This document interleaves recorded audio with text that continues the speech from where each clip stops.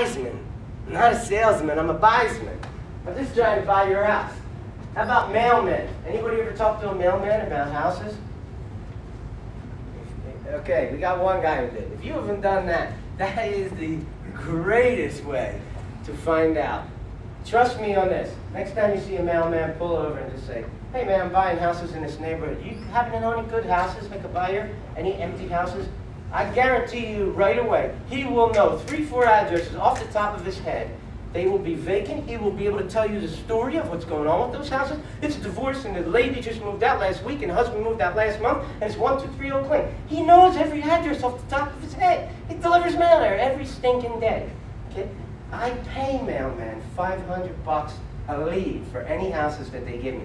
I give them my business card. I tell them, don't forget your new buddy Phil. Call me if any houses come for available. Right? You get great deals from mailmen. Then there's the almost free way. You know, you can advertise like in whatever. Car signs, business cards, flyers, bandit signs. Bandit signs are illegal. I would never do anything illegal.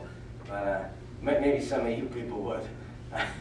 Buy lists, drop marketing, drip campaigns. Like drip campaigns, I mean, just once you find a decent house that you think you might want to buy, I put them on a drip list and I just drip them. Meaning, like every couple of months, I send them something. Just keep sending it, keep sending it, keep sending it, keep sending it. You know, just drive them crazy till they finally call you and scream at you, and then you make a deal with them. All right, so I'm buying houses that are not for sale. So I'll give you some examples of how I do that. Free and clear houses, right, with seller financing. I already described that. My price and their terms. Everything's at 0% interest. If you try this, you got to try this 50 times until you get it down. But one of the objections that always comes up is a guy says, I'm not gonna give you a loan at 0% interest. I said, at what point did you hear me ask for a loan? I said, I didn't ask you for a loan. Now, if you're a private investor, it just so happens I work with private investors and I pay 8% on your money. But in this situation, you're not giving me a loan. You're trying to sell your house, I'm trying to buy it. You asked me to buy your house, I'm going to buy it from you. But this is not a loan. It's more like an installment sale, okay? So that's the way I get past that. I've never paid an interest rate to a seller finance. What I do pay them is I pay them the number they want. I pay them a strong price. And I would pay them more than their asking price if they were willing to do 0% interest, because in the long run, I'm making out like a bandit. Okay? Point is, this is a financing business, and if you're in the real estate business, you know, like Rita said earlier, that politics, you know, and regulations, that's your business. Well, guess what? So is financing.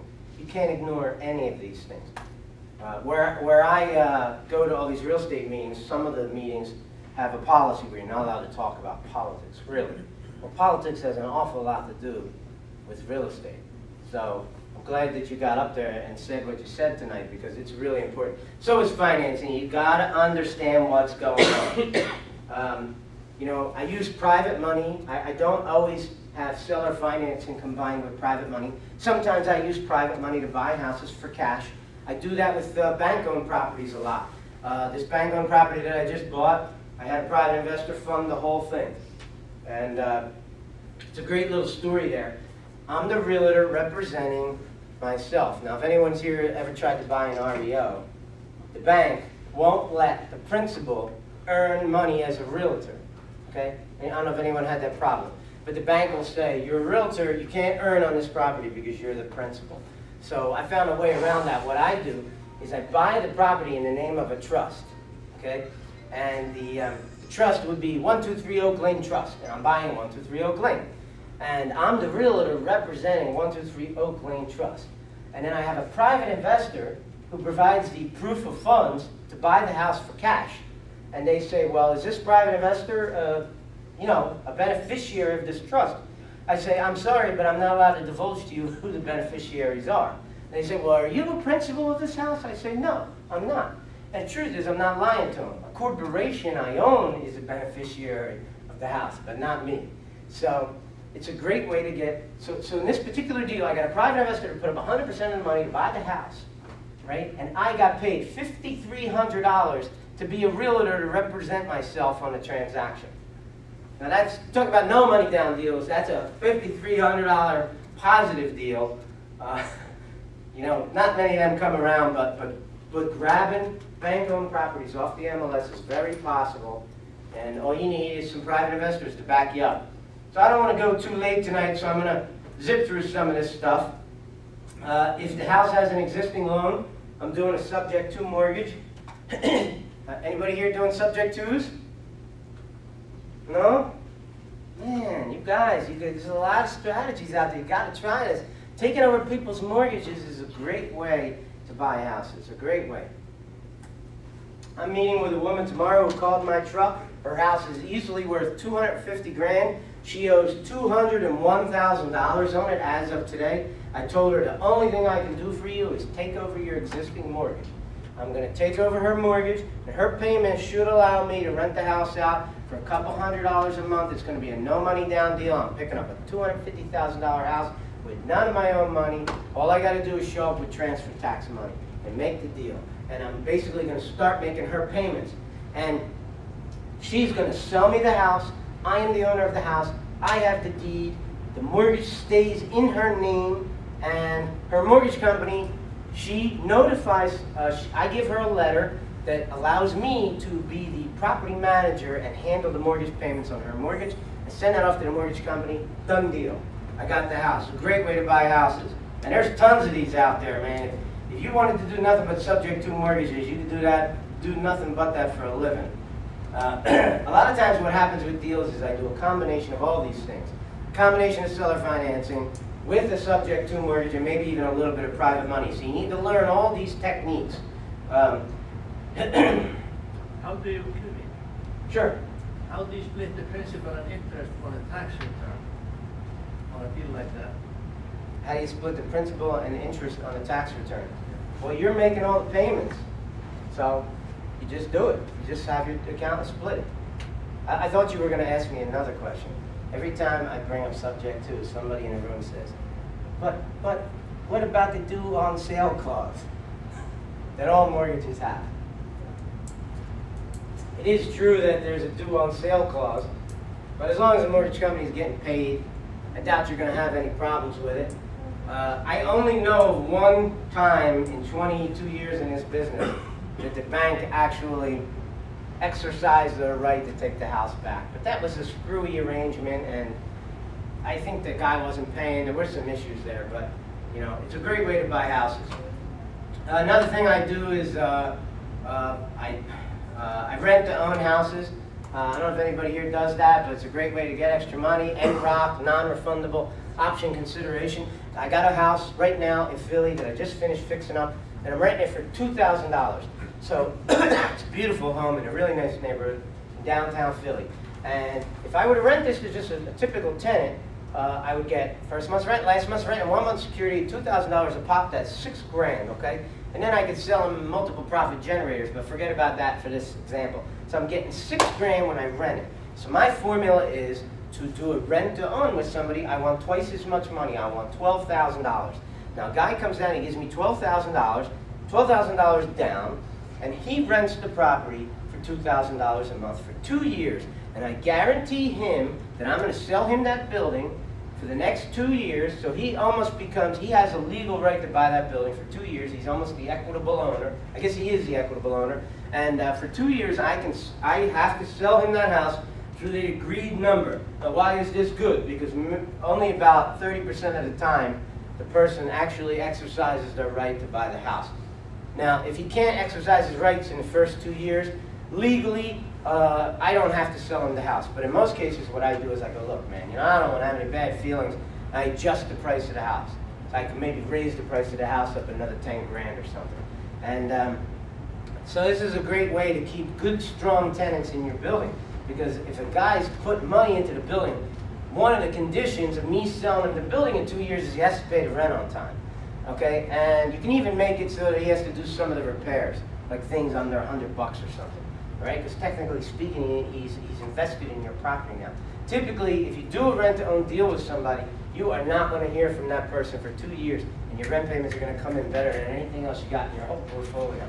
So it's a great thing to do if you want to learn about it. You should definitely look into doing some lease options. What happens a lot of times is the guy just leaves for whatever reason. I keep the money, and guess what I do? I lease option it again and get paid again. I haven't done that too many times. Sometimes I rent it, sometimes I lease option it, but I did have a house where I lease optioned it, then he left, I lease optioned it again, and he's still there. So it's a great way to make money off your real estate. It can blow up in your face too. I know guys had some legal problems, especially in Philadelphia, where the courts are very, very tenant friendly. You can get in a little bit of trouble. But this is some good ideas for you. So it's getting kind of late. I'm going to zip through some of this stuff. I own my own real estate company called Realty Mark 100, where we pay 100% commission to our agents for only $100 a month. Are there any realtors in this room? Yeah, we got a couple of them. I don't know if you can, I never actually thought about, can you live here and hang your license near Philadelphia, but if you can, I can get you 100% commission. So we could talk about that. This is a picture of me on ESPN radio. I had a show on ESPN in 2010 for 6 months where I talked about all these crazy things that I do, and I'll probably be on the air again, probably in 2012. It's pretty expensive. It's like $1,200 a week to do it. So I stopped doing it for a while, but I encourage everybody to come up here and get my card and keep it and call me and email me anytime you want to talk. I love to talk real estate. I'm addicted to real estate, right? So I'm not just some guy who came here to speak to you. I'm your new buddy now, right? This room is tough, man. Sometimes I feel like I'm talking to a painting. No, you're not that bad. All right, so is everybody here addicted? Huh? Who's not addicted? I want you to come up here. I got to choke somebody. It's part of my presentation. Anybody? How about you? Are you addicted? I'm looking at me. I pick on guys I can beat up. That's all. All right. All right. So everybody's addicted, right? All right. Good. What's the first thing you do when you got an addiction? You got to admit you got an issue, right? Yes. You got to admit that you got an issue. You're addicted to real estate. So what I'd like to ask everybody to do is to please stand up, and I want you to say what's on this card. Put your name where my name is. Okay? Come on, guys. I drove 2 hours to come and see you. You can get up for me. It's not too hard of a task. All right, you ready? Hello. My name is Phil, and I'm addicted to real estate. All right. Thanks for doing that. Here's a family picture.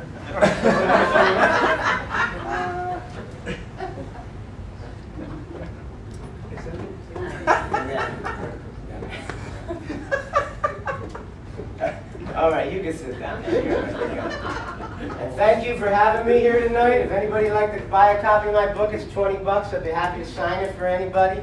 Thanks for having me here.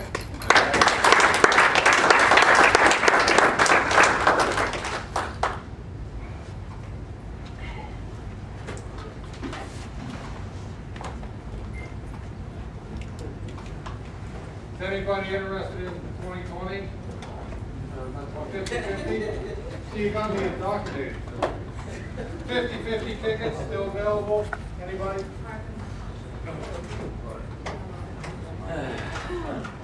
Hey, what's happening? Joe. How you doing, Joe? Oh, I grew up in about 4 different neighborhoods, all over the Northeast. I'm with Gold. Oh, yeah? I haven't done any deals in Overbrook, but I'm mostly now doing a lot of deals. Last call for 50-50. You still get over there? No, I don't get that far. No. I have a son that Dude. No. I just bought a house there.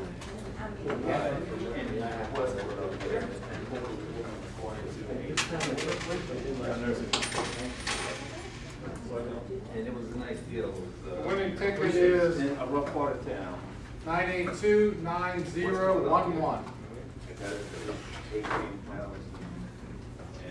What is it, 982? 982-9011. So you keep it. If you ever want to sell it, let me know.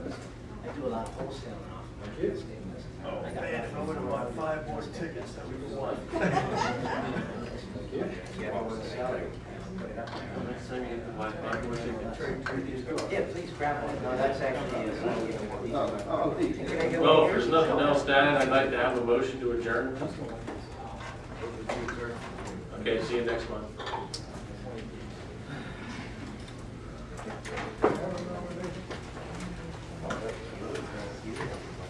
Later. Thanks for coming up. See you.